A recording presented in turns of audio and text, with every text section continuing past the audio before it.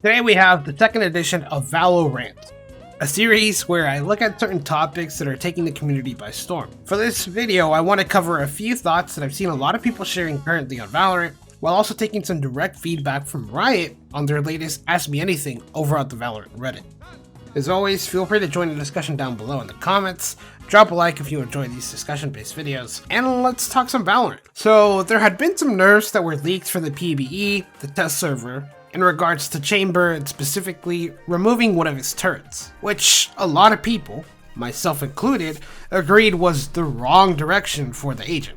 I understand Riot's point though, they're taking the philosophy of offense making the best defense, and by providing Chamber with offensive abilities such as Steagle and his op, he can defend certain sites as a Sentinel should. The problem, I think, then falls on the fact that these offensive abilities carry over really well on offensive routes, especially pre-plant. Sentinel abilities can definitely have an impact on offensive pre-plant, but a majority of their abilities are more helpful in post-plant scenarios or holding flanks. Chamber's value is just too much when being compared to other Sentinels, and one solution is definitely nerfing the problem, in this case Chamber, but the other would be to buff the rest of the Sentinels and add value to these options. I'm curious as to what will happen with Chamber, and this situation reminds me a lot about Astra's previous domination over the controller role a few acts back. So good news, it's on the radar, which honestly before this Ask Me Anything I was in the same camp as a lot of you, in which I was dumbfounded at the fact that Riot hadn't brought up Phoenix in